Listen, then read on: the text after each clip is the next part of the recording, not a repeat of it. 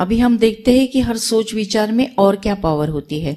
एक हमने देखा मैग्नेटिक पावर, दूसरी है वाइब्रेटिंग पावर और तीसरी है रेडिएटिंग पावर। तो वाइब्रेटिंग पावर क्या कहती है कि जैसे हमें पता है कि हमारी ह्यूमन बॉडी में 30 to 40 ट्रिलियन सेल्स होते हैं और साइंस ऐसे कहता है कि एक सोच विचार एक सेल में हर सेकंड को 1 लाख रिएक्शन करता है। कितने? 1 लाख केमिकल रिएक्शन करता है। आप लिख सकते हो, एक सोच विचार एक सेल में हर सेकंड को 1 लाख केमिकल रिएक्शन करता है। कब?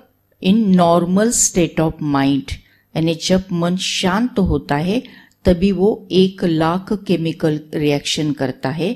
लेकिन जब मन अशांत होता है, मन में गुस्सा होता है, दुख होता है, इरिटेशन होता है, भय होता है, तब 1 लाख केमिकल रिएक्शन नहीं होते, फिर 1.25 लाख होते, 1.5 लाख होते और रिएक्शन बढ़ते जाते हैं।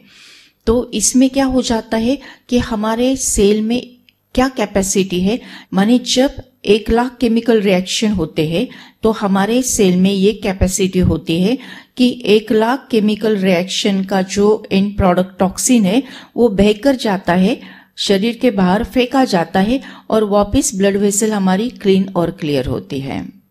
लेकिन जब 1 लाख से भी ज्यादा रिएक्शन होते हैं तो वो टॉक्सिन बाहर फेंके नहीं जाते हैं, वो ब्लड वेसल में हमारी धमनियों की जो वॉल होती है ना, दीवार होती है ना, उसको चिपक के बैठते हैं।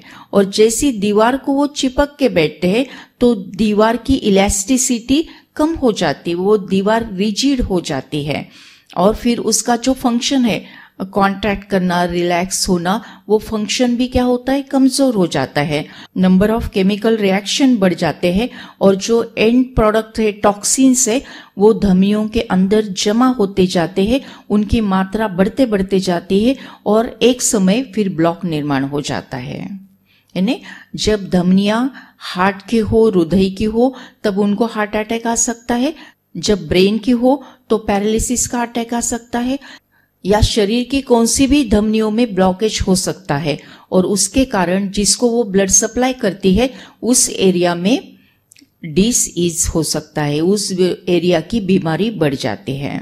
तो वाइब्रेटिंग पावर क्या कहती है कि ये एक अभ्यास है। क्या अभ्यास है? कि हमारी ह्यूमन बॉडी में 30 to 40 ट्रिलियन सेल्स होते हैं। हमारा हर एक सोच विचार हमारे हर एक सेल में केमिकल रिएक्शन तैयार करता है।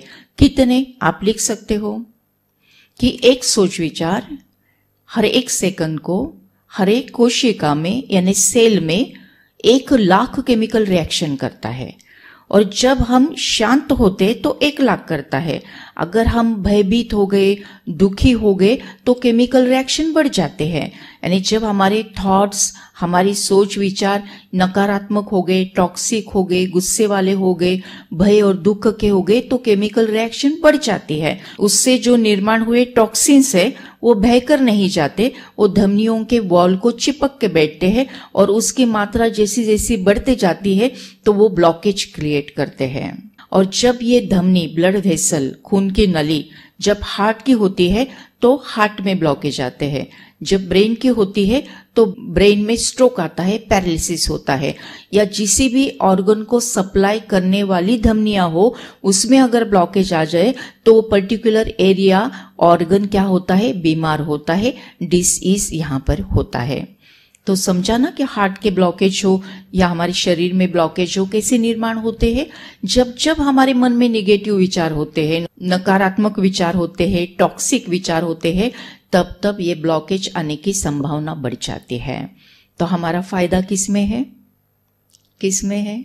हमारा फायदा इसी में ही है कि सदा हम पॉजिटिव सोचे, सदा हम सकारात्मक सोचे, इसमें हमारा फायदा है। फिर परिस्थिति कैसी भी हो लेकिन सोचना हमें क्या है, केवल पॉजिटिव सोचना है। तो इसको कहते हैं आर्ट ऑफ पॉजिटिव थिंकिंग। ठीक है ना?